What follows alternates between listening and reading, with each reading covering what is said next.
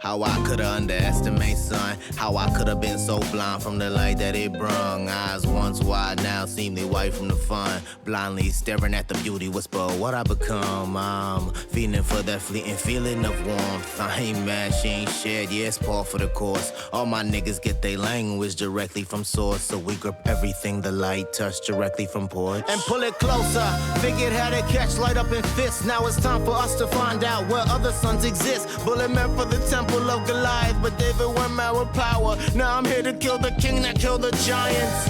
Oh hell, the slingshot kid. Hope he survives my ass. Pray I don't love what I did. OG slapped the back of my head. Said stop fucking around. You only fall when you think you smarter, then don't shoot when you down. I took my chain into my shirt. You niggas never finna catch me. 5 right behind me. Finna let them niggas pass. We move on how we do because tonight my end with lastly. Head out the window, I'm fucking yelling out. Sunna, sunna, sunna, sunna.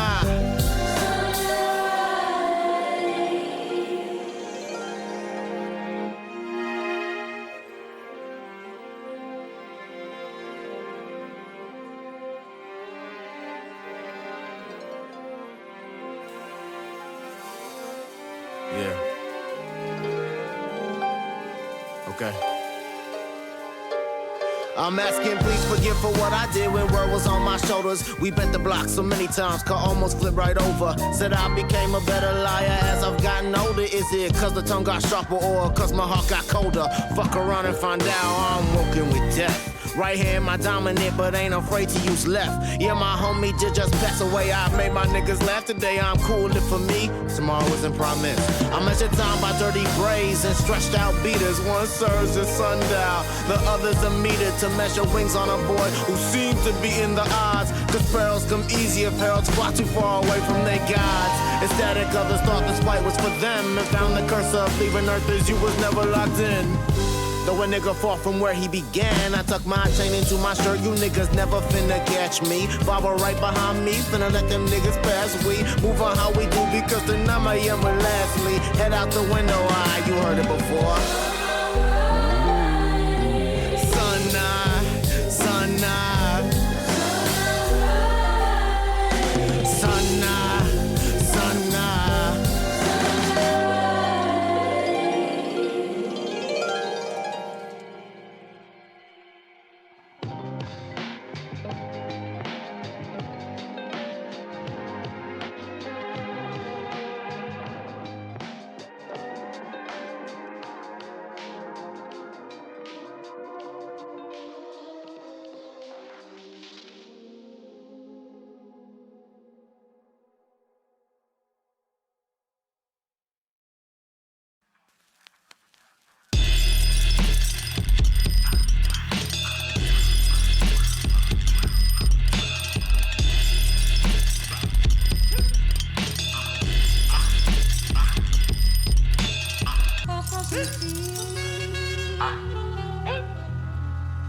Comes over me. I want all of them. Yeah.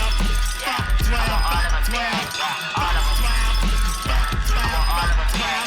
All of them. Yeah. I want all of them. Yeah. All of them. I want all of them. Yeah.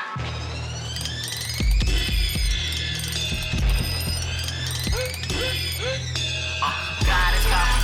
I tried talking, never stop. They never stop. They never stop.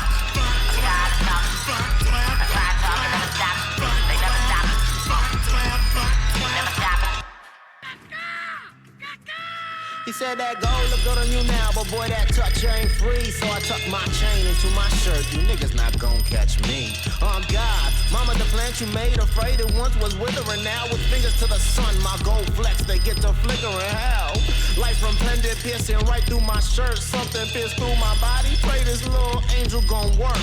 Free my nigga till it's backwards and he lift out of that dirt. Them reviews is funny, little nigga. I'm laughing now, but it hurts. Fuck that. Worked too hard to hear the choir singing. We did it before. Got no problem ripping off boys' wings. Wanna tip the mezzanine, gladly gift this curse, but it's costly. Cause now I can only dream of touch. Please get this pendant off me. That's my cardigan, bitch. Are you ready? Yo, check it. I'm sinful. I swallow nut, thank God for the provision. The creature stays inside the cut, biopsies with incision. Diminishing bitches without the game remains my mission. Howdy, pals. Hello, everyone. Courtney Love here with Tobias and Rivka. What's up, everybody?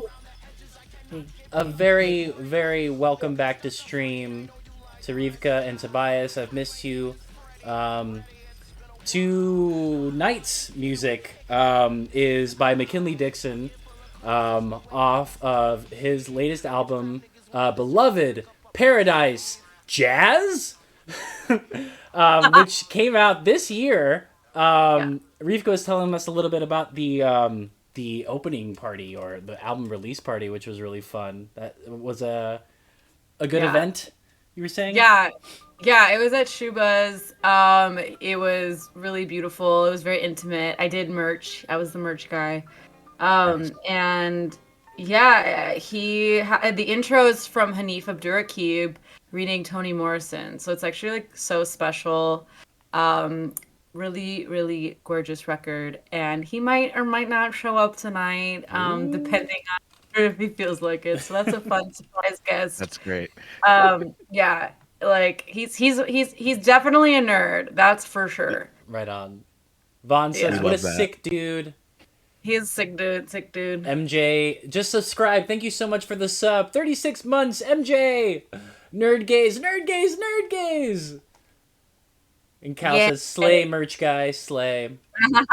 I was working merch not too long ago, actually, because in this sort of like unemployment in California. Sorry, this sub alert just came in my ears. Oh my I still god! gotta work on those. But I was working over at the Portola Music Fest over here in Portland, which was really cool. I got to see Little Dragon and Thundercat during my breaks. Yo! Yeah, a quick 30-minute break watching Thundercat and Little Dragon. That was a really good time. It was really nice. It's fucking awesome. I'm jealous as shit. Yeah, it was just a one-off gig with this group called Kinetic Events, and I thought I was gonna do more events with them, but they wanted me to go to like football games about an hour away, and I was not about to work a sporting event. Yeah, so, a lot.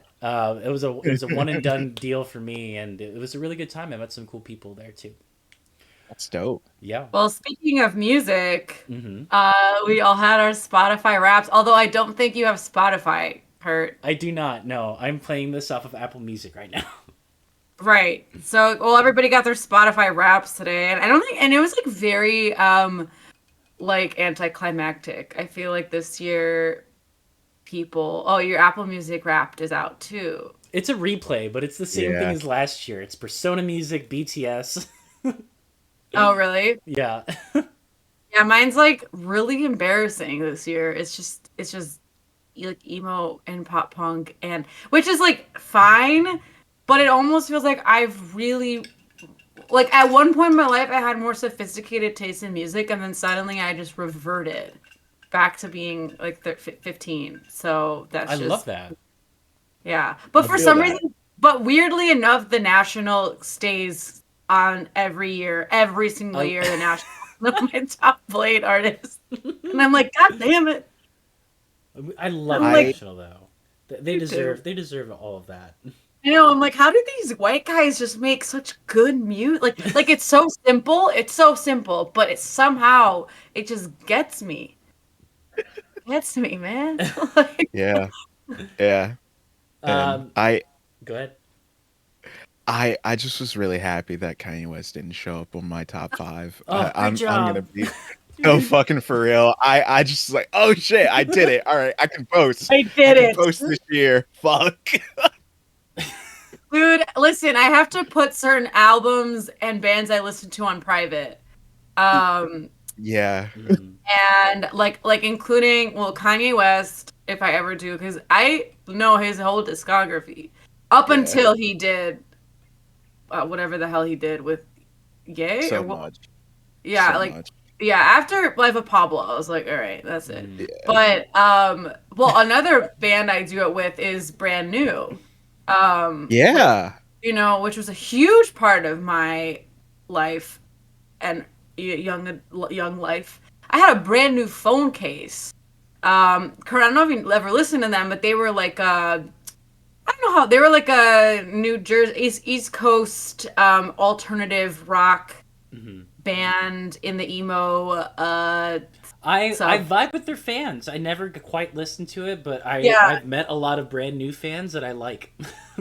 Yeah, I was a big brand new fan, and then we all found out that Jesse Lacey, the vocalist, was a weirdo, and so now I actively have to go on private because I have gotten, my friend will be like, "Yo, why are you listening to brand new?"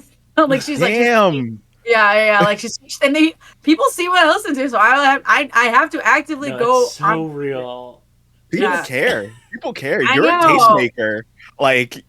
No, but like it. Yeah. Oh, dude, I'm gonna move this out. How do I move this out of the way? No, it's so Twitch to have a mic in the shot. Like, I don't have one in mine, now. but it's classy. You're the tech person. You stream. Let's look at some of these comments. Don't worry, mine is solid. K-pop from Cal. Kitty says, my clown music, making it into my top 5 artists was pure joy for me. Clown music. So it's like circus music, like like that sort of genre of music Kitty loves to be productive to. That's actually a really interesting fact and a really interesting thing to do. Like productivity to clown music. Truly. New one. Benui says, I got Vocaloid as my 3rd top genre, and I'm so happy, laughing my ass off. Are you familiar with Vocaloid, y'all? I'm so happy for you. It's shit. I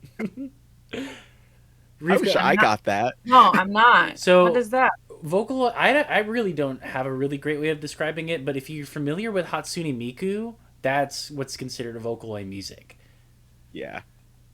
So it would be like think of like anime music, but it's hyperpop too, Oh.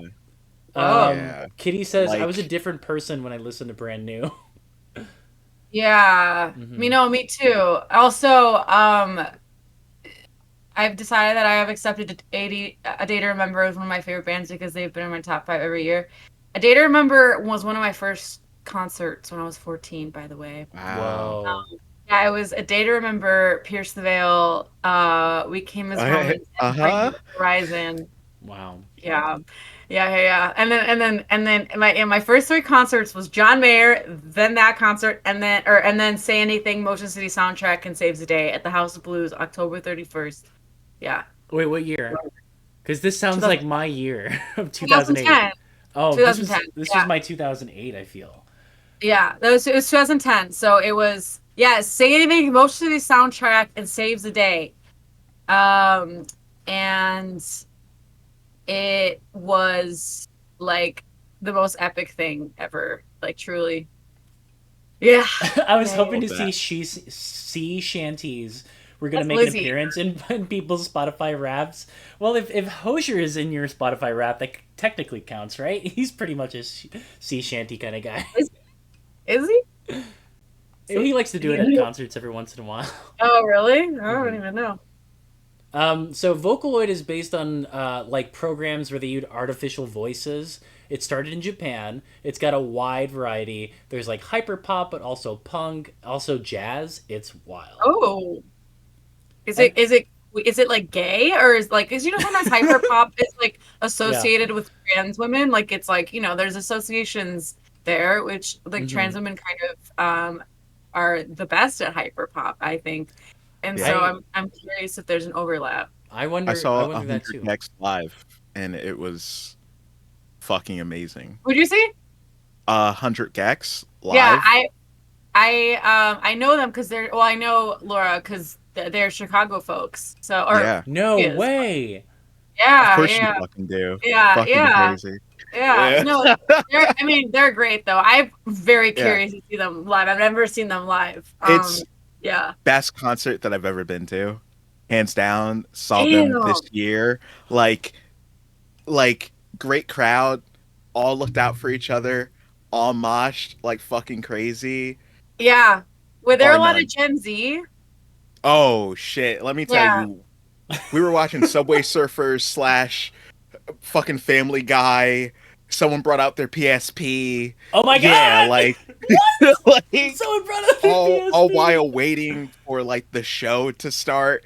Yeah, it's perfect. Perfect setup. What's funny? You know what's funny? I mean, that sounds freaking epic. And like, so I went to this show for this band called Have a Nice Life, and they're one of my favorite bands ever. They do this really kind of doomy post-punk vibe. But I went to the show thinking like, oh, we're all just gonna stand there and be really like sad, like it's kind of like I thought it was like an adult, like I imagined like a 40-year-old bald man being the crowd, as like the majority. But I got there and the people in the pit were all probably like 19, 20. And I was like, what the fuck is going on? And this band is like, it's not like it's not pop punk, it's not emo, like this is like really sad post punk.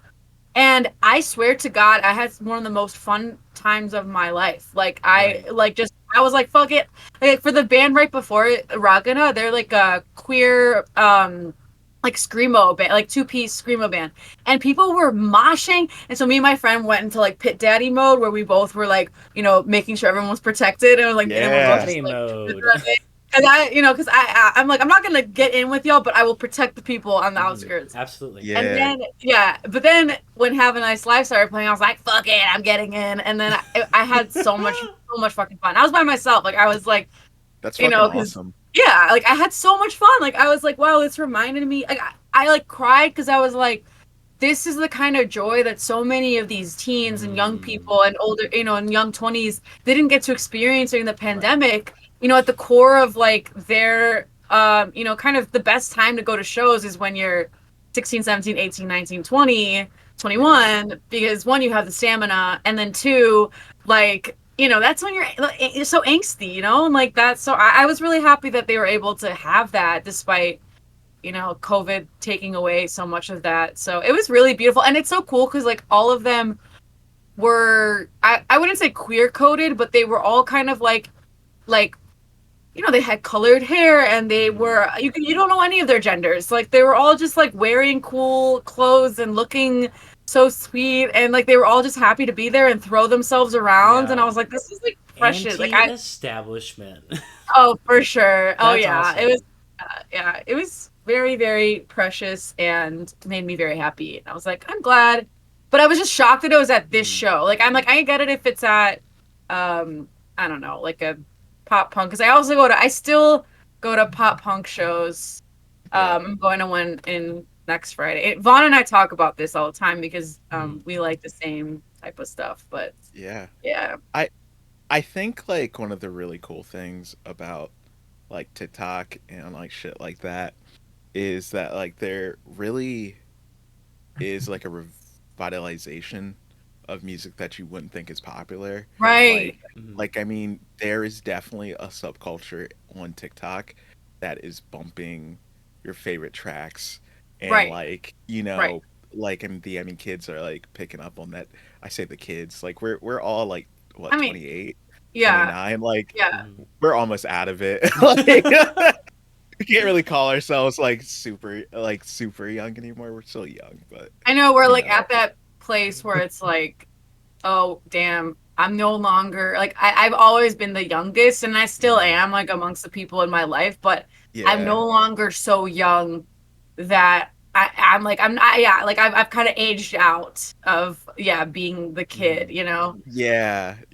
Like we are the oldest young people. Yes, that's great band name. If it hasn't been taken yet, someone pick that, grab the domain. It'd be a great one. That is a good band name. But I think which one of y'all got called like an old soul? Oh, me. All the time. Okay. Yo, like, all right, cool. So oh yeah, both of y'all were already 30 before hitting like 18. Yeah. Okay, great. But wasn't that a nice way of saying that, like, oh, you've seen shit? Where it's like, yeah, like you had to be an adult way before your years. And I think it was like the worst sort of thing to happen to me as a kid, where it's like, I realized that I didn't want to do the things that kids my age were doing.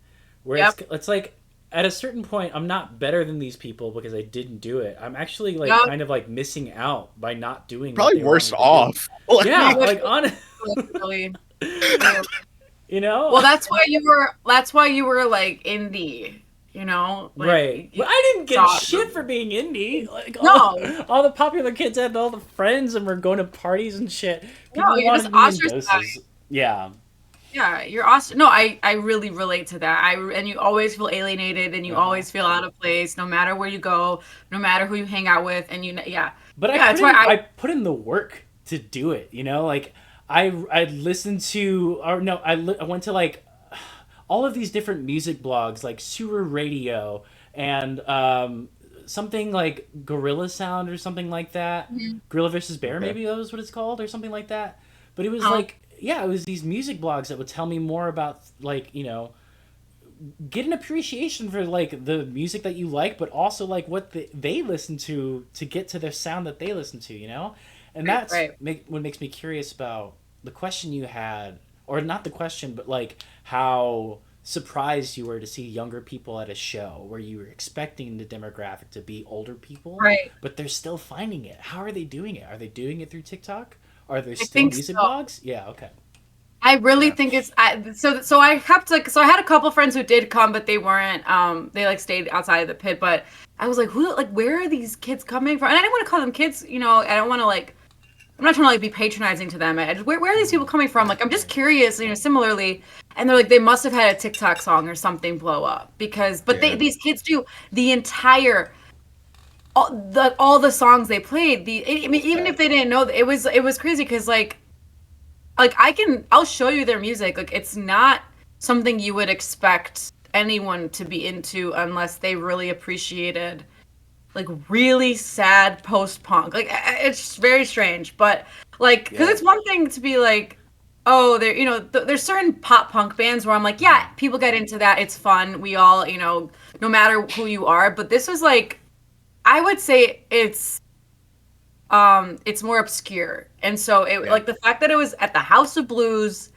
and there was all these. I was very confused. I was like, damn. Like I always, because my whole internet fan base of these people who like this band are all older men. Like you know, like that's who I've been in community with, you know. So I don't know, man. Well, it's interesting to experience, and I mean, you gotta see some sort of like hope or sort of like. I felt very hopeful, or also like feeling seen too. That it's like this doesn't have to be a niche thing anymore, you know? Yeah, right. Well, because so much of and similarly, Kurt, I was on blogs as well. I would go. There was this blog post called Sophie's Floorboard, and I would download like zip files and like torrent albums on her blog. And like, I actually don't know who ran. I don't know what their gender was. It was just called Sophie's Floorboard. And I was also heavily learning stuff through Tumblr. Like that was a big place. Like I was getting a lot of my music from there. But in my early days of music, like kind of LimeWire days, me and my brother would be on like Yahoo Music, just searching stuff and finding stuff, you know, like watching music videos. Like that was a big way to get music. Yeah, but now I'm like, I think it's strictly through TikTok, because even now I like Spotify is not a very or even Apple Music, I'm sure, like it's really hard to actually like break your algorithm. Right. It is. Yeah. Like I mean, I've been continually, like each year I've been fed a little bit more rap each year. Like, and whereas this year I think was the first year on Spotify that like maybe not the first year, but like that like all 5 top songs were all rap songs. And like before it was always like one at least other genre, usually like an alternative rock or something like that, or I mean like a pop song, and at least another artist would usually be like a pop or a rock artist. And like I realized that I did get fed like a lot more rap than I normally do, but also like it is what I enjoy. Like Right. I'm you know. What do you? Yeah. And speaking of listening to new music, and fighting the algorithm, anybody in chat, if you'd like to hear a song in the background, put exclamation point SR and the song you want to listen to, and we'll listen to it live while we're on stream right here. I was wondering, like, what are your practices for, like, when you go into Spotify? Do you like put a radio on? Do you go for albums specifically or artists? Do you have playlists that you normally go to? Well, now there's Daylist, which is just tells you when you listened. Like, oh, on a Tuesday afternoon, you listen to. Let's see what mine is right now. Let's see what it is. It's literally, it's always changing, and it gets me because I'm like, damn, that's crazy. I do like listening to this, because it's literally my algorithm. So, okay, so my Daylist right now is Charming Indie Wednesday Evening. And it's like the drums, slow pulp, Ian Sweet, Sufjan, Mia Joy. Like it's like really, yeah, like really kind of like pretty indie pop. But then earlier it was like mathy, in DIY, emo, it's just like all these different words for genres. So yeah, it's and so it's funny though because I actually so on my Spotify Wrapped it like tells you what you are, and I got Hypnotic or what is it? What the fuck is it? It was like it called me the hell did it call me? It called me hypnotist. And it says your concentration is absolute, friend. You like to play albums all the way through from the opening track to the final note, which is true. I love albums. I've always been like a record person. I've always been from front to back. And then I also loved making playlists, but I will say I have fallen off making playlists because Spotify does it for you and you kind of get into the loop of that. And it sort of takes your creativity away from it. Like the fun of finding music has become less fun, I will say. Right. Absolutely. Yeah. I mean, also let's be for real, like there's a lot less written publications that like recommend like music, recommend artists. Pitchfork is a joke. Yeah. Like, questionable if it always has been, but like, it really is not what it used to be. It does sound like this old dubstep. Sorry, I'm trying to. You're good. You're good. And then, you have to follow like specific entertainers to like just like an Anthony Fantano, which like Okay. that's cool, I guess, but like also you're stuck to one person's like recommendations at all the time, or you're just sick of like someone just trying to make content. Someone, I mean, that is just like Pitchfork gave King Gizzard a 5 out of 10. That actually is crazy. That actually is crazy. See, that's what the fuck I mean. Like they don't know how to chill. They can't vibe. That's the meaning of Pitchfork right there. See, They've got their like, pitchforks. Like also, I just saw that like Pitchfork gave like such a thoughtful, like they wrote the writer of this review for for Danny Brown's newest album. It was so thoughtful, and then they gave it like a 6 out of 10. And I'm like, what? Stop with the numbers at that point, because like that's not what you wrote here. But you like went like, well, it's his most thoughtful album. 6 out of 10 though, best we can do. Like it's okay to give it a high score. Like as long as you give the Taylor Swift album a high score, it's gonna be okay. Like you're gonna be fine. Don't worry. I love this comment. It says one time I saw in a Pitchfork review that a song was bad because they were like, what do these words even mean? It's nonsense. It was a metaphor. Like, can you really not think critically and write reviews. I'm curious who that was about. Yeah, I really want to know. Yeah, like was it one of Boy Genius's albums under review? It was Hozier. Wow. What? That guy is so straightforward, I thought. That's fucking goofy. That's wild. Cal says, "Oh, fuck off." I'm sorry. I'm just if there's one like group of people that is always misunderstood by male writers, it's fucking Boy Genius. Not you, Kurt, or any of the members. Oh, not me. Oh, fuck off to the not you, the reviewer. Yeah, and yeah, like and like I don't want to shit on like reviewers. That's not the problem. Mm-hmm. It is just like I mean I love writers. I mean, reviewers. They have helped me understand why the fuck I like what I like, and how to grasp with what I'm watching or what I'm listening to. But like the landscape for like the landscape to try to get a actual nuanced opinion from someone that is actually really thoughtful. I mean, it's rough out there. Is I mean, I guess what I'm really trying to say. Well, like, this might be like a tangent, but like a content creator who's like reviews that I always get, and it's not music but of food, like Keith Lee on TikTok, like it's probably one of my like favorite creators, just because like it like the sort of patronizing thing that I think I get from like music writing nowadays, I also get from food writing and like food blogs when like people review sort of things.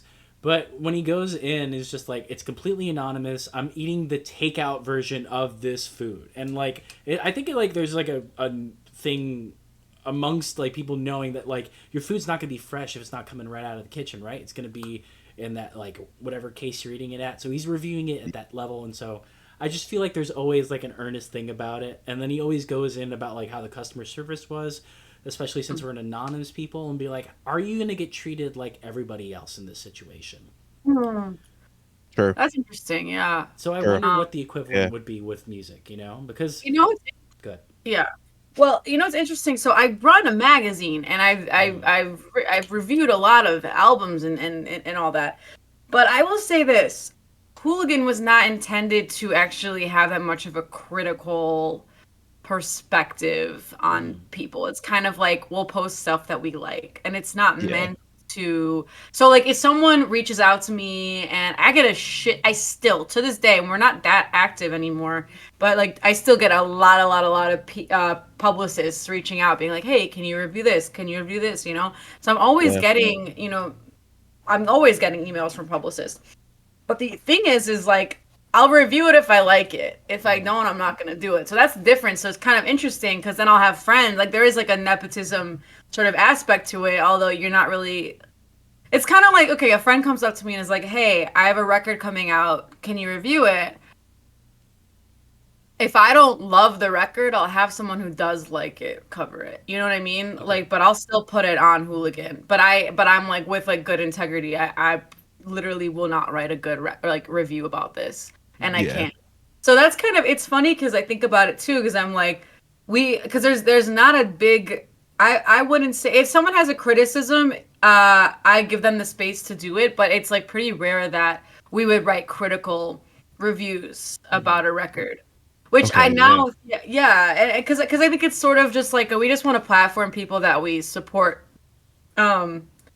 which is interesting. It's hard to be a critical writer. Like it's hard. It's you start shit, you create beef, and it's like I actually think criticism is a really amazing, important tool.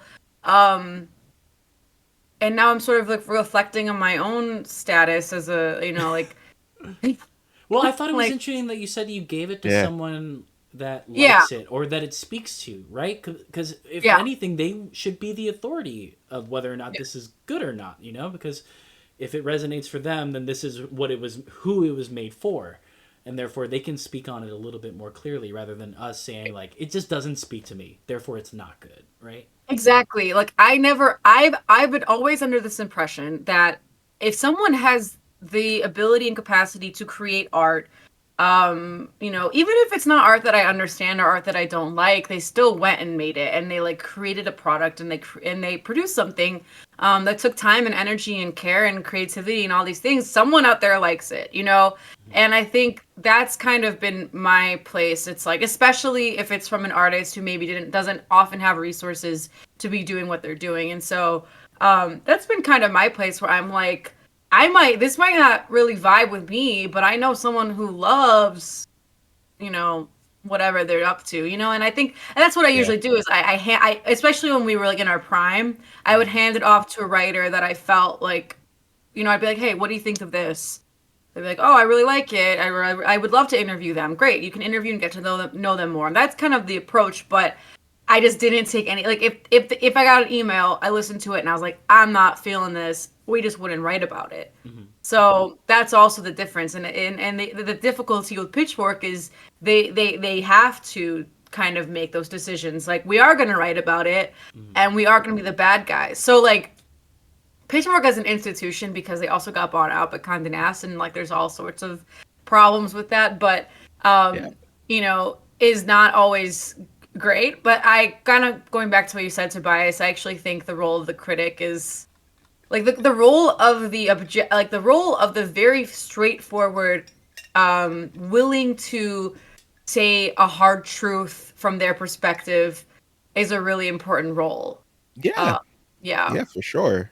And I mean, I like appreciate any critic that actually like takes the time to flesh out their, like, I mean, opinion, not just because that's hard, but also because in this day and age, like, just like you were saying, like, it creates beef, it creates tension. Yeah. It's not always fun, especially with how people can react. Reason why I said, like, as long as you give the Taylor Swift album like a good score, like, you're good. Like, like, it's shit like that. People are great. Death threats. People are wild. So, but yeah. And I mean, criticism is important, and I hope it stays that, Yeah. And it makes you think about, like, at one point we were looking to critics to sort of guide our opinions about things. Like, at one point critics had a role that was like a really integral role. Like, I don't even think this was even during I think we looked towards critics to some degree, but it wasn't even during our time. It was pre-internet, where people would open the newspaper and say, oh, what did Susan Sontag say about, this latest film? Or like, what did, her name? Very important film critic. I should know this. Looking it up. Sorry. Look it up. But no, it's well. But I think I'm thinking what you're thinking too, about like they helped us form opinions, and now we can form our own opinions. So yeah, maybe they don't serve the same role or purpose for us as they used to, and so we look at them a little bit differently, right? As like personalities. Yeah. People who Pauline Kael is what I meant. Pauline Kael. She was like one of the big.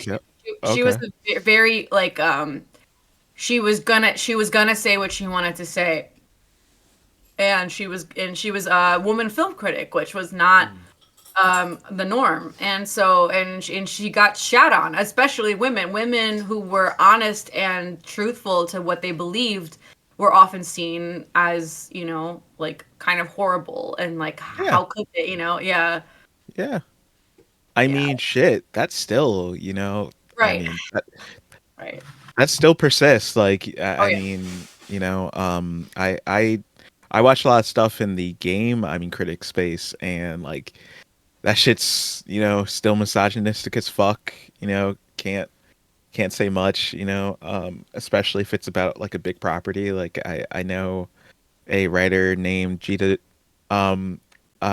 Jackson. They dealt with shit like so much hate mail from giving a bad review to the Hogwarts game. Oh, like yeah, like it's fucking wild. Right, and it was coming from so many sides too. That I mean, like there was a huge backlash to it. To single out one writer, I mean, it totally makes sense why they would do it. Those fucking incels, just like yeah. But it's so funny to hear about like Hogwarts not getting any Game Awards nominations, being like the least played on like Steam's metrics and stuff like that. Everyone played it for like 30 hours and then dropped it. You know, it was an absolute flop. It got what it deserved. Yeah. So there you go. Well, we're in the world of gaming now, which is really fun. So yeah, why don't we talk about what sort of things we're gaming on right now? Rivka, I know you're playing Baldur's Gate. I am. So fun. Yeah, I've been playing Baldur's Gate with my partner Lizzie, who's in the chat. Yes, gays for Baldur's Gate.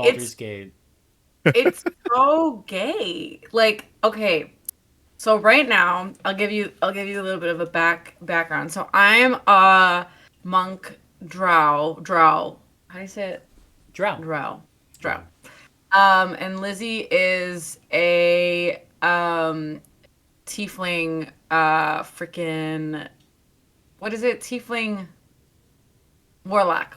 Nice. And nice. and so right. So and we're playing split screen, which is so epic. Like it's like I want to do that so bad. It's incredible. Like it's I'm having the time of my life because it's like we get to play with each other. You know, like in the game, but we're also like sitting on separate couches, but we're like in this. I don't know. It's great. And so right now we're almost done with Act 1, but we've been playing. I think we've put in like 40 hours into it so far, but 400 is. I'm excited to get to 400. I will say that. I'm having a great time.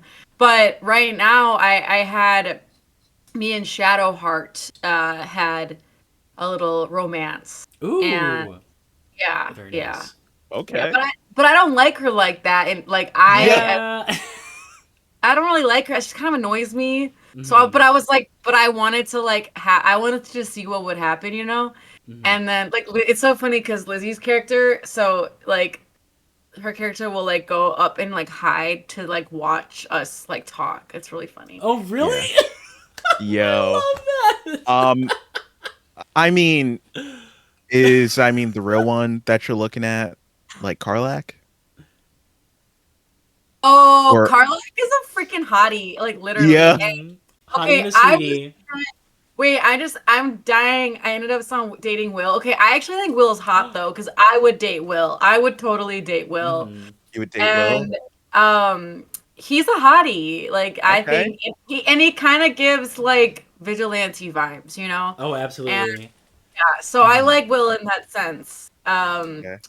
But I would be open to Will. Right now I'm trying to just flirt with everybody. Except I don't like Lizzie. Lizzie has her hands on Halsin. She really wants Halsin. Great choice. I think an underdog in terms of lovers you could have in this game. Halsin's fuck the bear. Right? Everyone wants to fuck Halsin's the bear. Pretty cute. Yo. Okay, Lizzie's trying to fuck the bear, so that's the goal. Holy shit. She's like, don't talk to him. And I'm like, cuddle bear. Sure. Also, like, on some real shit though, why does this game not let you have a polycule? Like, let's I mean, like, will they break up with me if I flirt with other people? Not all of them will, but some people will be salty. No, some people will like start to give you shit. Fuck off. Like, I really don't like her like that. The minute we had our little kiss, I got kind of the ick. Like, I got grossed out. Like, I was like, oh shit. I don't know. I was like, I don't know about that. Shadowheart, don't watch this right now. Oh my God. It's okay. She's like really, she doesn't like know who she is. She's really lost. Right. Kind of cold. She has amnesia. Go easy. I know. But Karlach, on the other hand, oh my God. I'm come on. So sure of who she is, but also literally her every time. She's just like, fuck yes. And I'm like, So I can't talk to her though because she's on Lizzie's little team. So she won't talk to me. She's like, maybe later. Damn. I didn't even know that there was like teams with the split Wait, screen sort of our thing. like kiss animation makes me feel insane. I'm so curious about what that looks like. Okay, no offense to the Asterion lovers, but that's me when I was romancing Asterion. Okay, here's the thing. We get it though. He's hot because he asked me for a compliment and I gave it to him. I was like, "Yeah, you're hot. What do you want?" But like his cockiness, kind of. I'm sorry. I know he's like super popular. I know he's like winning all these awards and stuff, and everyone loves him and he's gay and everything. But I'm not like I wasn't for vampires. Like I was for the werewolves. You know what I mean? Like yeah, I was a werewolf Twilighter. I think once we got into a relationship in my play, I started bullying him after we hooked up. Are you hooked up? Well, yeah, we hooked up in the game, and then like there was one part where he wants to find out about his like captor, and he's like, "Can you tell me the reading on my back?" And I was like, "Ugh, that looks like shit." That was literally an option, and I was just like, "Huh," and he was like, "Huh." Yeah, it probably sounds too. Yeah. Astarion is basically a Tumblr sexy man, so honestly him being popular isn't surprising. Which is why I'm never going for those guys. Like I'm going for the underdog. Do we all remember like the fucking Onceler or whatever the fuck? The Onceler. From some fucking cartoon movie. God, Onceler. Yes. Are we talking about the Lorax? What is that? Yeah, from the fucking Lorax. Like, yo. Wait, what? What's going on? Were people thirsting after the Onceler? Yes! People were thirsting for the fucking Onceler. What? Like, What? it was wild. Like, Kitty was on Tumblr, can confirm.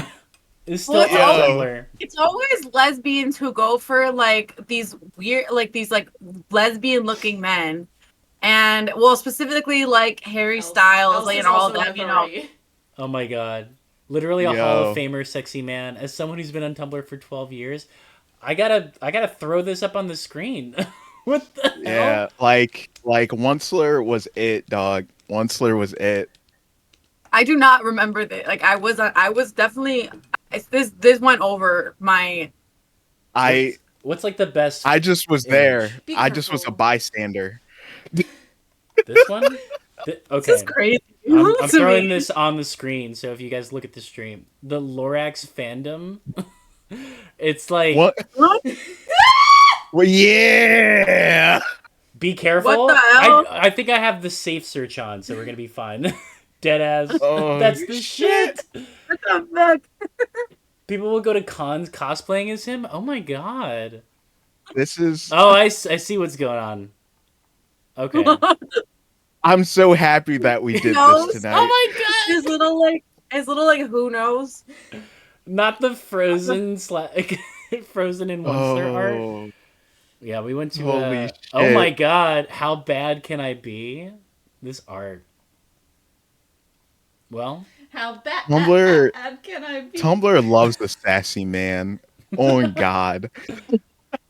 Do you know about Rise of the Frozen Dragons or something like that, Kurt? I have no idea what that is. If it's a Tumblr thing, I probably know nothing about it. I know very little. Unless it was on VH1's I Love series, I don't know anything about it. Yo, what was that movie with Jack Frost? I can't believe we're getting into this right now. Jack Frost fucking animated movie. Holy shit. Like the claymation ones? Like no, Rise of the Guardians. Oh, Rise of the Guardians, the Owls of Ga'Hoole. I never watched it, but I loved how long the title was. With Sexy Santa, yeah. There's a Sexy Santa? Oh my god. Santa has like tattoos on his arm. It's fucking crazy. Santa Owls of Ga'Hoole. We're watching this for the show. Oh my god. Wait, wasn't there a movie with the guy from Stranger Things as Santa, and he was like a hot Santa? David Harbour. Yeah. Oh, he did Hellboy 2 as well, which I don't remember being good. It wasn't. It wasn't. Good. Okay. No, it wasn't. Damn, that's Lizzie's. Everybody type. just got real sad. It's Lizzie's. Lizzie loves. I'm not gonna call her out like that. Ew.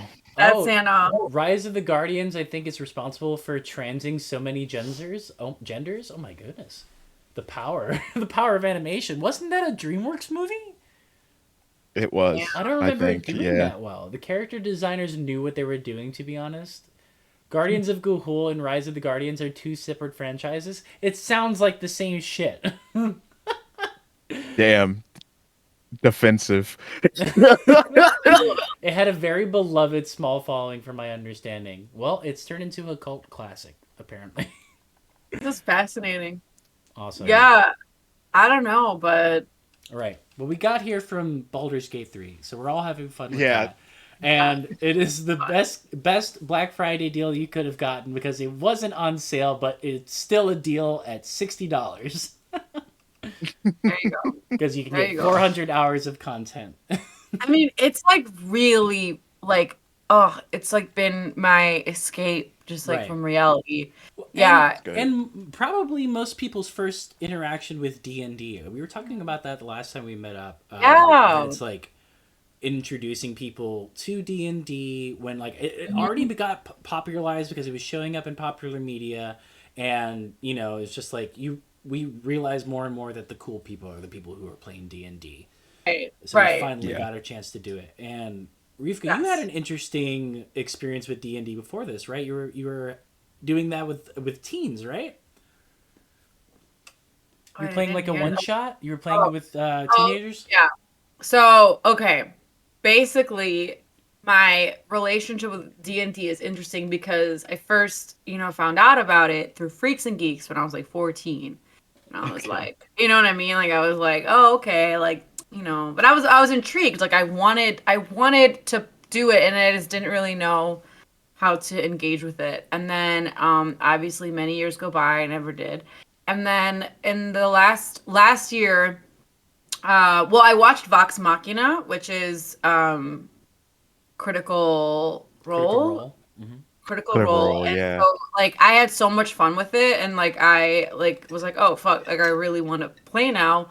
And so last year, I run like a queer Jewish teen group, and one of our I decided to make D&D sort of part of the thing we would do for the year. We only meet once a month, but that was going to be this ongoing thing that we did to sort of, help build. I thought it'd be a fun way to like have people build out characters for themselves, because a huge part of D&D is, allowing yourself to step into this sort of fantasy or, this realm that you don't have to be yourself. Like you can be whatever gender, whatever, whatever.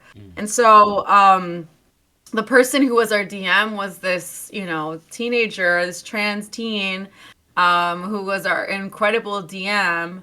And it really helped me too with my gender exploration. Even as an adult who's been pretty comfortable with my gender for a while, I had so much fun just like building out character sheets and just like and it was cool to watch the teens do it too. And I think like being led into that space and being like, oh, I can actually, because I learned about the die, I learned about the different classes and races and how you get certain things, and it's such a long process, and I'm like definitely still looking to one day play it in a way where I want to be part of a campaign one day, like for real, but Baldur's Gate is allowing me to really delve into it in a way that I've always wanted to, and it's been really just like so fun. And I'm like, my character's so hot, like I just like kind of like I'm like, wow. I think it was giving us what like Cyberpunk kind of wanted everyone to experience with their character design, but it just always felt like too limited. You're just like, oh man, I could customize my genitalia in Cyberpunk, where it's like, oh, I could be a freaking dragon in Baldur's Gate. This is completely different. This is exactly what I want. Yeah. Baldur's Gate has literally helped me with my therapy sessions. It's so good for self-discovery. Absolutely. And you can have these like multiple runs, right? Where people like are gonna choose all the good choices, are gonna choose all the bad choices. It's where we get that table, right? Of like chaotic good, chaotic bad, or like neutral, right? It comes from like this D&D, what sort of character you're playing. Right. Yeah, well, so Lizzie, my partner, is really into, and she's in here. Lizzie, you can feel free to chat. She's also literally in the other room, but she's like, I'm gonna be in my room. But she's a completionist. Like, she wants to finish every single thing, and she loves to explore. And so, whereas I'm like goal oriented, where I'm like, oh, I want to know what happened, and I want to go there and figure that out, and I really want to I don't need to explore. I don't need to loot everybody. Like, whereas she's like, I do need to loot everybody because you never know what we might get. So it's kind of interesting because it's like two different sort of perspectives on how one plays games. Also, like but we're still like, I'm being patient. Okay, I'm like, okay, fine, I'll wait for you while you loot all the bodies. I'll loot some bodies over here, but the thing is, read every book because that also gives you knowledge for, future things. Did you know that? You probably did. Are you really a real gamer if you're not literally checking every nook and cranny in a way that burns you out? That burns you out of playing the game, and it's only like 20-30 hours in, and you're like, all right, I think I've played enough, because you just cannot stop yourself. I have an encyclopedic knowledge. She is a real gamer, and so so I'm learning as a pretty much not like as someone who plays, my game of choice is The Sims or SimCity. I'm not. I wouldn't consider myself a real gamer, and so this is kind of my first time. I mean, I play games. We'll like play. She has a Game Pass, so we like play games. We find games. She like sometimes wants me to play a game just to see how it goes. And I have a lot of fun, but it's really interesting because I get to sort of witness what it's like to play a game where you're not always just completing things for the task, but you're actually enjoying the process of learning about the world. And I would say that most of our decisions are like very ethical based ones, because if you're playing with me, I'm gonna be like, should we really kill these bitches right now? Like, I'm like, I don't know about that. I think they're good. But I did kill someone who I probably maybe shouldn't have. Like Githyanki. Well, she was being racist about Githyanki. And I was like, I don't know about you. Like, I was like, I don't know about you. But then I learned that Githyanki are a little bit crazy. Oh, yeah. Like, they're a little bit crazy. They're like, and I'm like, oh, maybe. And I'm like, oh, yeah. Everybody I've talked to about like all the mistakes I've made in these playthroughs are like, oh, like, you haven't done that yet? Like, whenever I say like, this is a really big deal for me, like, I can't believe I let this happen, and be like, oh, I did that at the beginning of the game, So really? Yeah, it's like Gale, like making sure Gale leaves the camp, or like killing Lae'zel when they're like fighting with Shadowheart, Spoilers, sorry about that if anyone's not playing. Oh, yeah.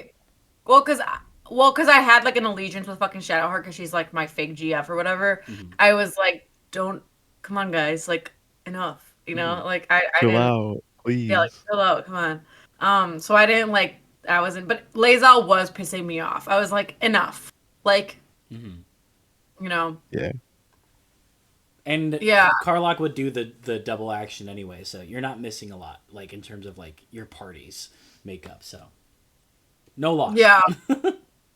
Yeah. Well, we're still figuring out. Yeah. Again, we're about to be done with Act 1, so we're in the Githyanki like crush or whatever, and I'm learning. Like, I don't know if you faced that woman who like she was around the area and she was like, I'm trying to steal their eggs so that we can teach Githyanki how to... Yeah, the salesperson.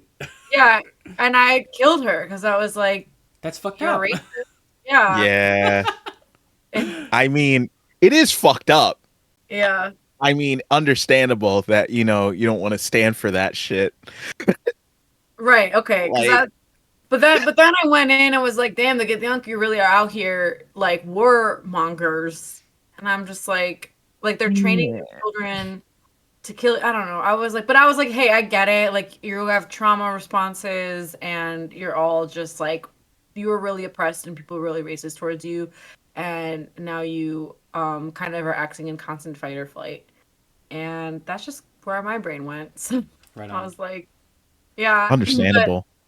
So that was a lot on The Baldur's hag Gate. was also a people bitch. Oh yeah, the hag. What other games are we playing? Tobias, what are you been gaming on right now? Most recently I've been playing Remnant 2. Remnant. Okay. Which is on Game Pass today, which I wish I knew that they were gonna throw that on there, because I wouldn't have bought it on PS5 and feel like a dummy.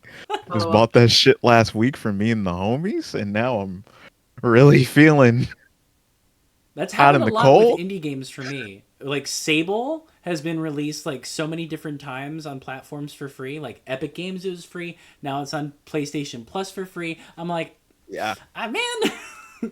Yeah. Just wait. Yeah. Be patient. It's gonna come out. Like, yeah. So Remnant 2 is like a Souls, a like Dark Souls game, but it's like a third person shooter. It's pretty fun. It is dealing, I don't know if anyone wants more multiverse shit, but it's like dealing with like a couple of different universes. That's pretty fun in a game setting. And honestly has just been a great time with friends to be able to play that and not know what the fuck is going on, because it's also a shooter that's very puzzle based. Puzzle-based So shooter. that's been great. Yeah. We were going through like a labyrinth and trying to not get crushed by like these giant rocks. And me and one of my friends did not make it through. My last buddy carried and got us all pretty much revived, and it was awesome. Great moments like that. But when I'm not playing that or Halo Infinite, I've been playing Spider-Man. Spider-Man 2. Spider-Man 2 is the shit. It's delivering. Love that it's got shit. Everything. Like big of a change from like the last game. Pretty big of a change. Just in terms of like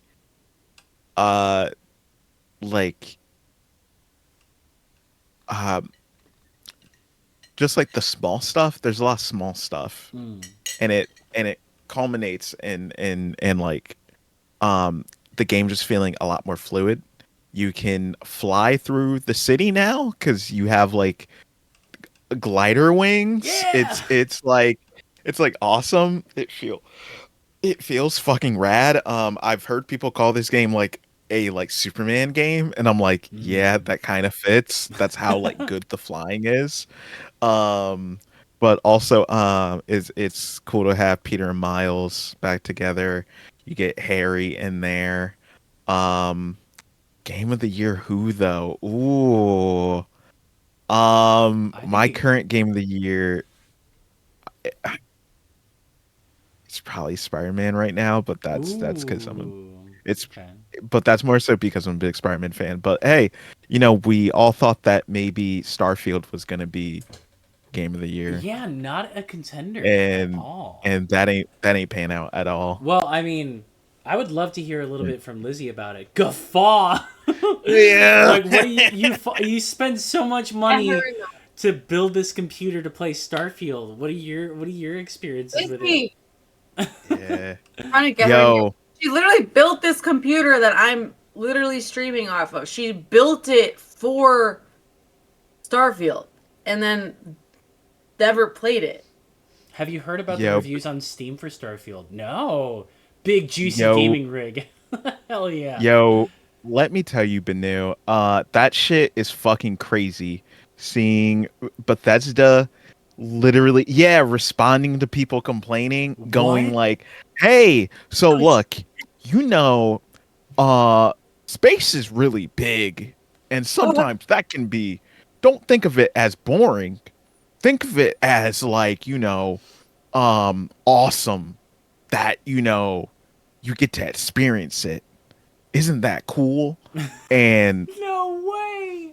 It's fucking wild. Like, responding to people complaining is actually insane to me. You can't just, I mean, if you're on Twitter, it's different. If you're on like Threads, whatever social media you're using today, sure, you can respond to someone who's coming at you, but like this is someone who bought your game, who's reviewing it.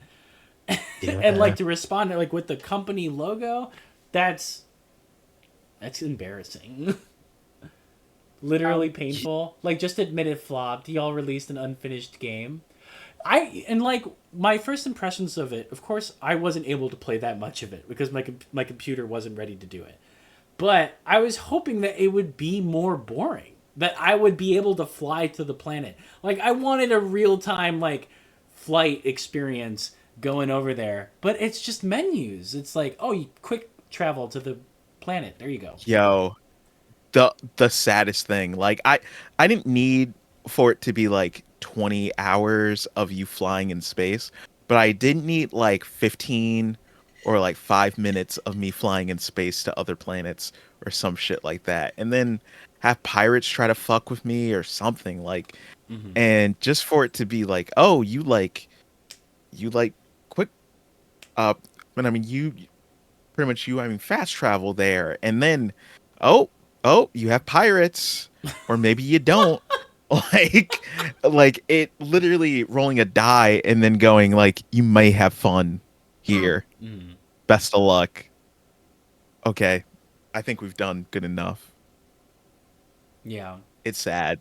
But on the conversation of Game of the Year, though, I feel like it's gonna be Baldur's Gate. Like, it's like for a game that has such a cultural impact the way this did. I mean, Tears of the Kingdom, I think, was groundbreaking for like to see a Zelda game that was so confined to like this one story become so big and like involve engineering on the standpoint of players, I thought was just incredible, and like I've never seen an equivalent of it like done before in that sort of sense. Yeah. Of course, there's management games like City Skylines, there's like The Sims and stuff like that, but it's like you're doing one specific thing, but like in this game, like build a really fucked up like spaceship and like just get to the end of the game.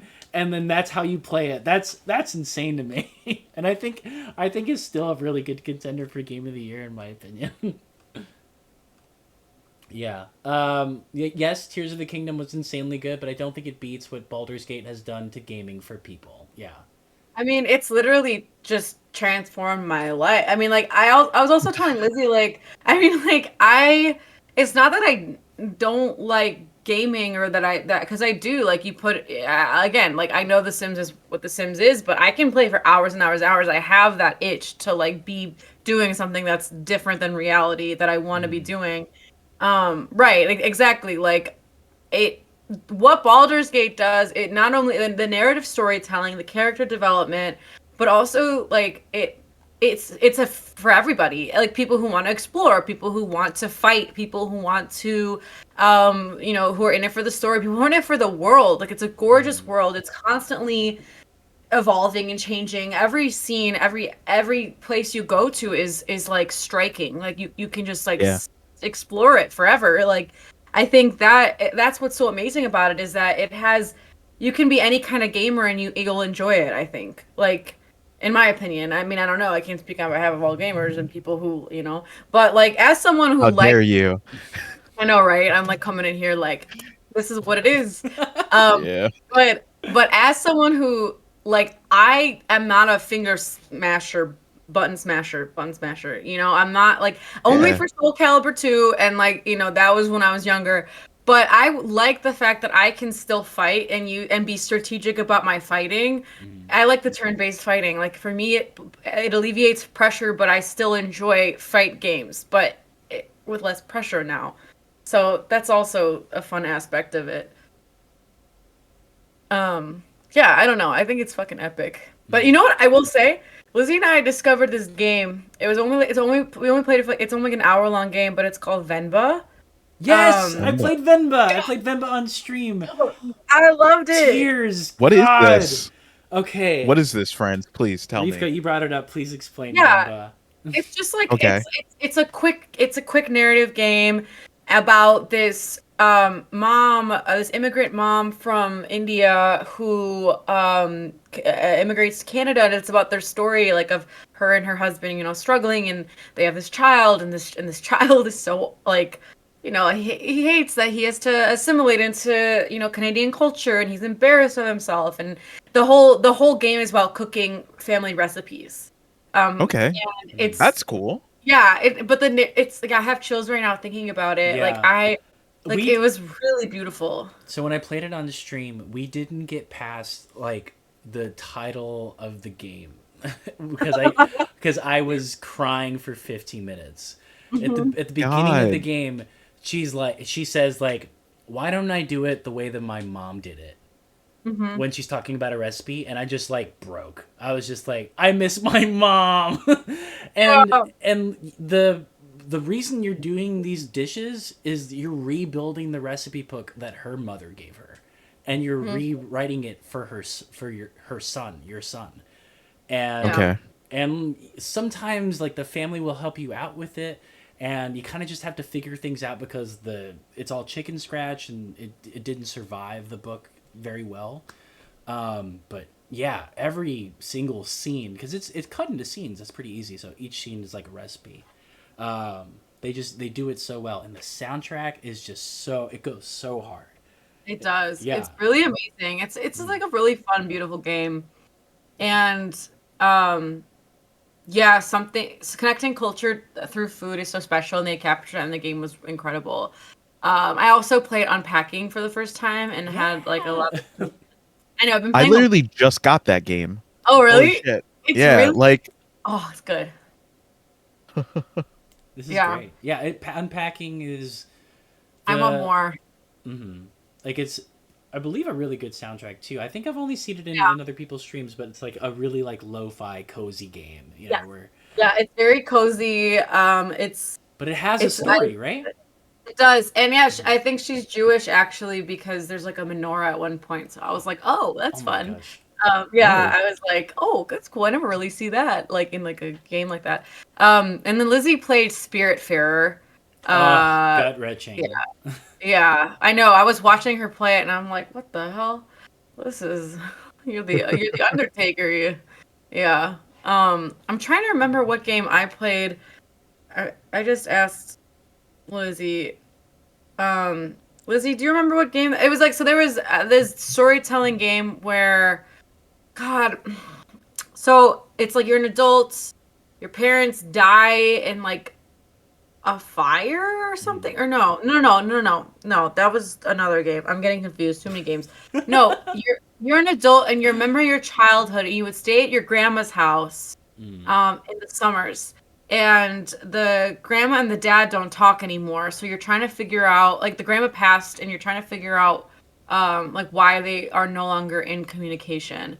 And I don't Lizzie, you don't remember the name of it? It was a 3D game? Was it, like, pixel style? Was it the Life is Strange games, maybe? Oh, yeah, Dordogne. Dordogne. I think it was the Dordogne, yeah. Yeah, you're playing all of the Game Pass games. This is awesome. Holy shit. Love this for you. Thank Lizzie for that. I mean, like... You're in it. I'm in it. I'm playing all of them. Well, because this is what happens. Lizzie will be like, I think you'll like this game. And I'm like, okay. And then I'll play it. And I have so much fun. Oh, Lizzie likes Car Mechanics Simulator. I like House Flipper. And House Flipper 2's coming out. I'm really excited for Power Wash Simulator. That just came down on PS Plus, and I'm really excited about playing that. Brandon, welcome to chat. How are you? Game Pass. Brandon's a dad now. Yes, so congratulations to Brandon for becoming a father.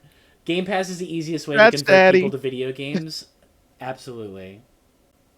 Yes, the Power Wash Simulator. I think they got like a Tomb Raider DLC for that too.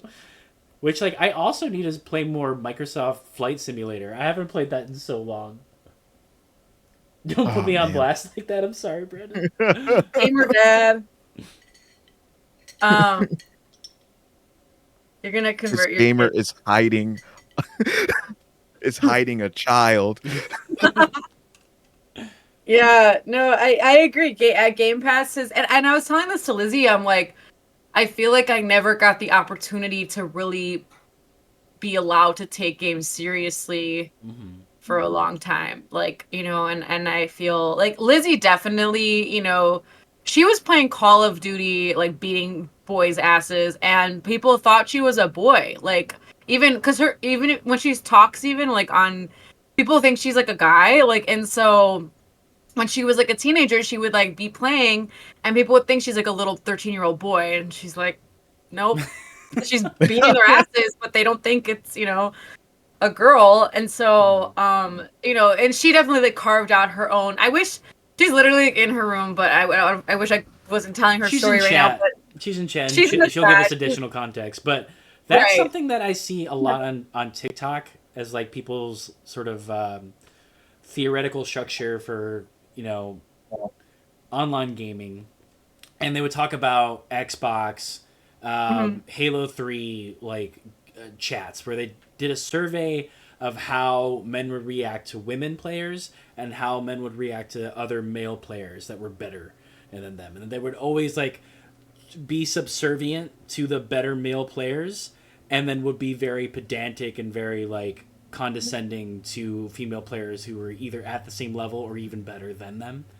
Yep. So there's the psychology of it. Totally. Yeah. No. It's really brutal, and I think it's funny because Lizzie kind of took the route of I'm gonna become really good at games, where I was like, whatever, I'll just watch, I guess, and do my little games, and then. But I did the opposite thing with like music and like movies. Like I learned everything there was to know, so that no man could ever talk down to me. And oh no, they'd either get hella horny or hella salty. Oh, bro. Oh, bro. People who played Halo 3 are probably on a watch list from their Xbox voice chats. Hey, yo, chill out. Look, that's why I only did couch co-op. And I was there. Okay, I was on those Halo 3. Were you on the last servers? Like right before it got cut off? Actually, probably, but like, no. You know what? I was playing Halo Reach by then, you know, and getting salty about other shit. Probably calling Halo like Call of Duty or some bullshit. So. I traveled for MLG events in high school. I have heard everything. What? Oh my god, you're a vet. Like, holy shit. Damn, I didn't know you traveled for these events. That's awesome. I wish that context came out in the last nerd case we did together. And I'm sorry, Brandon. No, on behalf of that community, I'm sorry.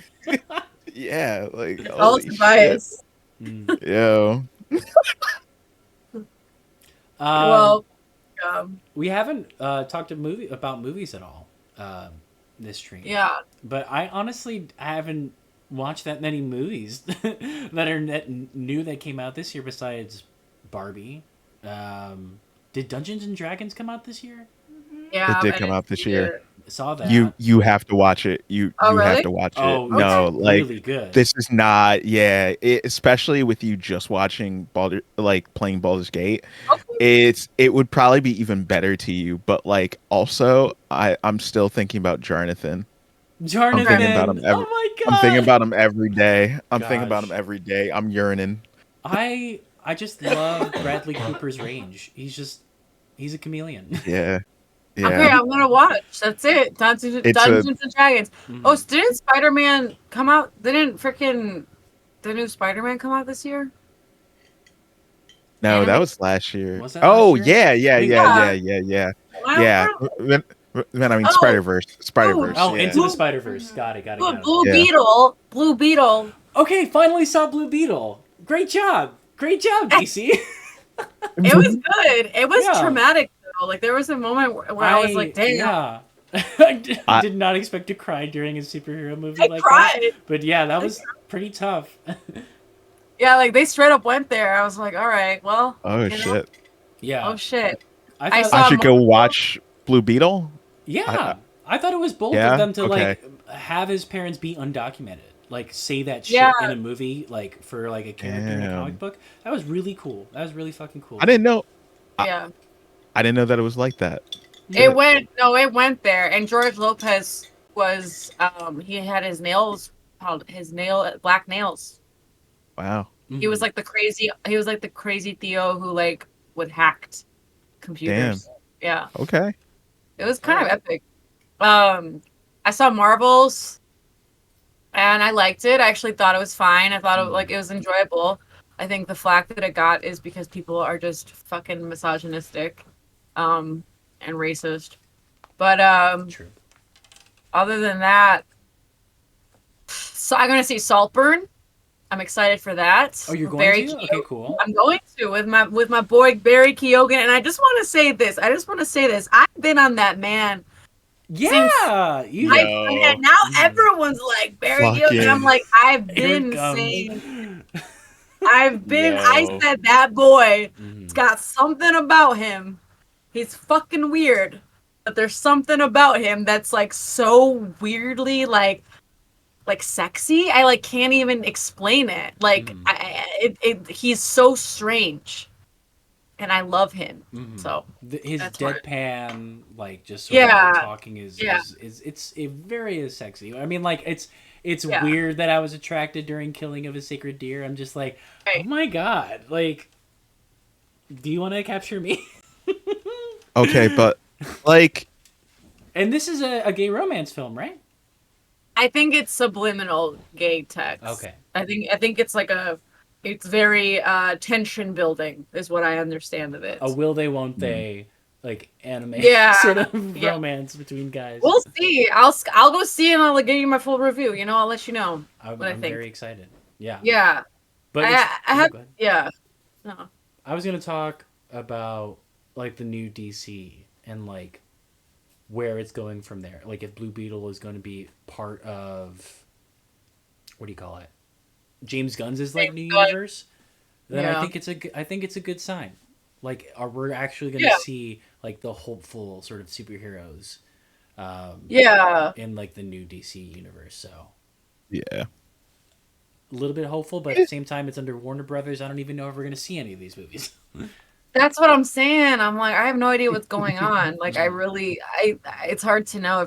I don't rely on like anything anymore. Like I've just accepted that all media will let me down. Just not even by virtue of it being bad, but by the fact that because everything keeps getting bought out, I like can't trust that anything will be made properly. Like I'm like, okay, well, right. I don't want to put any of my faith in any of you anymore because you just make me feel sad. Right. So and more and more times we find out about how things are made, and then we realize, it was made very like unethically, but also like really shoddily.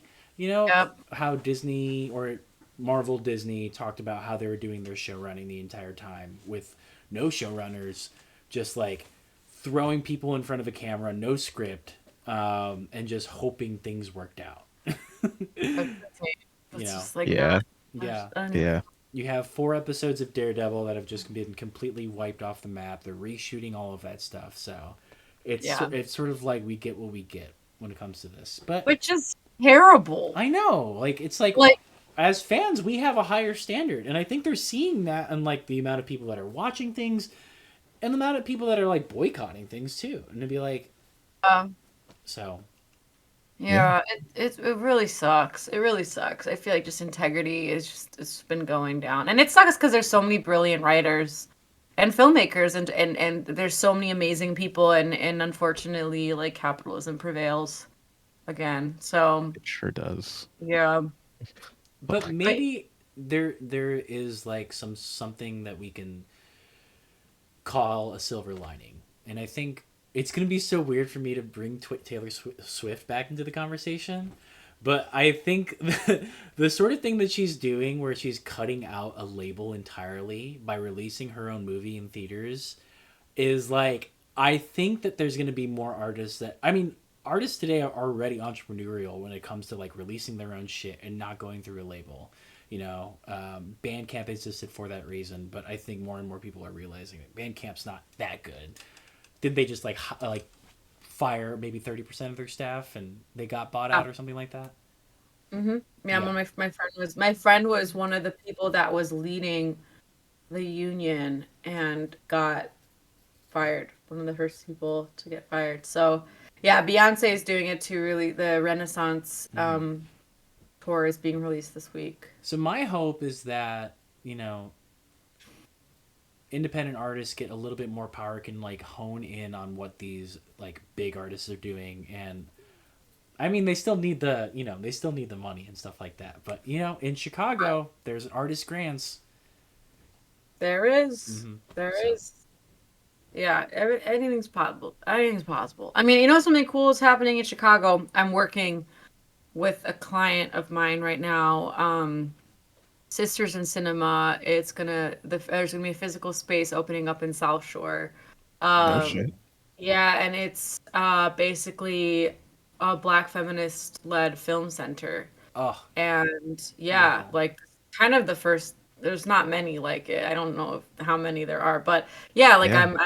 They're one of my clients right now to essentially put on their events, like the ribbon cutting, and the city's helping fund it, and it's going to be a really amazing staple in the city. And yeah, they have fellows like Black feminist fellows, and that's what they do. They help fund Black women and gender nonconforming people to make movies. And I think that the more there's establishments like that, the more there's possibility that people can actually have the resources in their hands and to be able to actually do the work.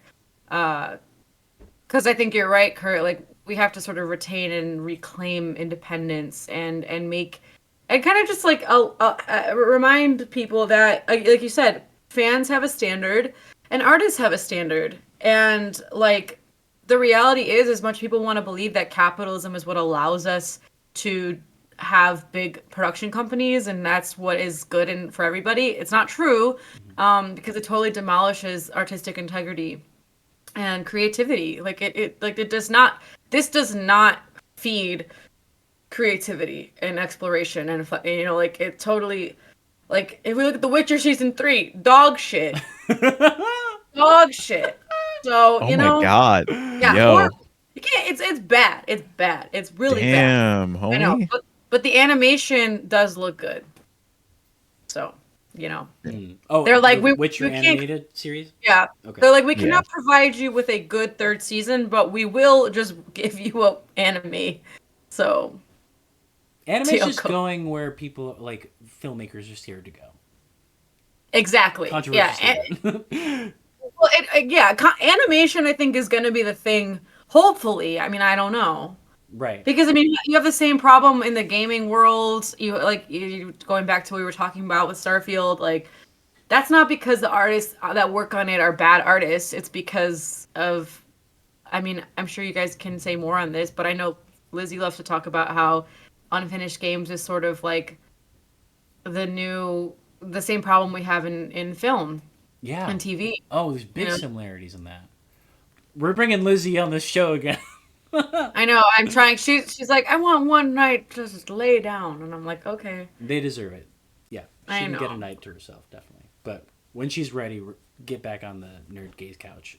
Yeah. She puts it right next to me. So I think we're at a good point. We're losing a little bit of steam, as eloquent as you put that last point, Rivka. I think maybe we can go around. Yeah, I'm getting sleepy. We can go around and talk about maybe a piece of like pop culture that we would love to put on. Like, if there's one thing I recommend, it's going to be this. Like, watch this or something like that. If we have those as a sort of like thing, because I think we're done with Rosebud and Thorn. It was very like camp counselor sort of shit. But yeah. I think mine would probably be Naruto. Watch Naruto, y'all. Watch Naruto as an adult. It is so good. I just love seeing this like chipper young boy who's so resilient and is facing so much trauma from left and right and helping other people who are going through trauma. Just like we can do it. You betcha. It's just like it is totally a light during like these like really depressing times for me. So if you're ever feeling down, just watch Naruto. I think you'd really like it. It's a good rec. Yeah. Who's next? Where would you want to go? Okay. Next? Okay, I've been thinking. Okay, so I've been watching this freaking show. I'm obsessed with it. On Max, lol. Called Doghouse UK, and it's basically it's so cute. So it's basically about all these British people. They they like do it 8 weeks of filming a dog rescue center, like a shelter, and people come in and get matched with a dog. So like they come in, they're like, oh, these are my problems and this is what I need and da da da da. And then these experts, these like amazing dog, people who work with dogs in such intimate ways are like, oh, I think you'd be great with Sean the Chihuahua or whatever. And then they meet Sean and it's like oh my god, either it's really great or it's like not there. But usually they do a really good job of matching them. And Kitty's it's like sobbing by you just describing the show. Kitty, I cry like multiple times an episode. We have to watch this. It's 4K. Like the minute the dog walks on the screen, I'm sobbing. Like if you like dogs in any capacity, like even if you're like, I don't know about it, it's so fucking wholesome because like the reality is people come on the show and they're traumatized. Like there's like my husband, there are a lot of widowers. Oh, my husband died, or something happened to me, and I'm not well, and I really need a companion, or like it's like a first family dog, and they need a dog for the son because he's insecure about himself, and that he needs like a nice friend that he can take care of. Like it's like deep. Wow. Like it's really beautiful. Like I really am obsessed with it. There's 4 seasons. We're on season 2 right now, and literally Lizzie can attest, like, I cry nonstop throughout it. Like, I'm just like... I know what we're watching tonight. You have to watch it. Like, everybody needs to watch it. I'm telling everybody to watch it. Drop what you're doing. It's so good. Hell yeah. That's my story now. All right, Tobias, you're up. All right, so, obviously, Kurt and Rivka have 2 really nice, heartwarming things to share. There we go. I'm going to tell y'all to please watch The Curse, which is a show on Showtime. Don't sign up for Showtime. Oh. Find an online friend to help you out there. But Emma Stone and Nathan Fielder have made a weird ass TV show. Benny Safdie, oh god, who also wrote Uncut Gems. Good time. This is extremely Kurt coded. Really? Oh man, I gotta watch this now. Yeah. And it is about them as a rich, just like rich, shitty couple that is trying to come into a neighborhood to gentrify it. Oh my God. and like so much so are like, we're not gentrifying the area, we're just trying to help the people there. It's so fucking good. Oh my god. It's beautiful. It's so weird as well. A great watch. Also, Nathan Fielder's micro penis is shown, which is fucking hilarious. Good for him. Like he has full frontal nudity? I don't think it's his actual, but like it literally is a plot point. Right. About his penis being so small. I don't know if there. I feel like there are a lot of movies that are like pieces of culture that are very much empowering the micro penis, which like of course body positivity, but it's like why do I hearing so much about micro penises? Yeah. Is there a moment? Oh. Is there a moment, Kurt? It's the moment for the micro penis. Yeah. Cool. Let the micro penises live. Yeah. Let them live their truth and their light. Yeah. The characters are so horrible. They're terrible people. It's yeah. I eat that shit up. Sadly, though, you love that.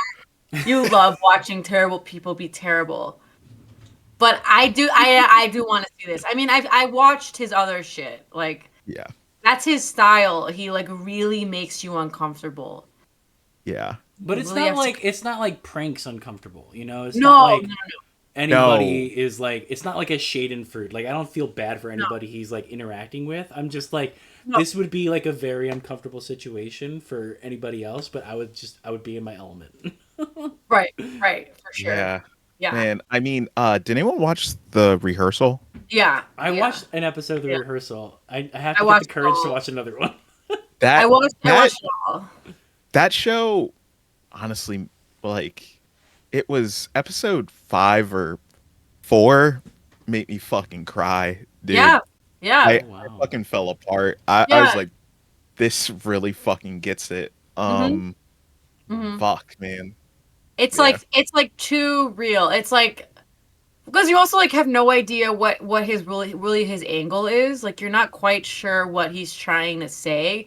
It's like you're trying to find commentary, but really it's just this very realistic reality of like human mundane, like the mundane human experience. Like and that's all it really is.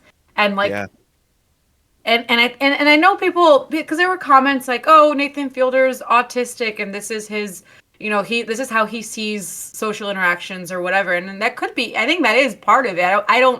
I'm sure, but I also think he's putting on an act to a degree. Yeah, for sure. To get those human experiences, because the people in that show it's like very sad. It's very sad. It's so sad. And just like with the one that was about the dude trying to talk to his brother. Yeah.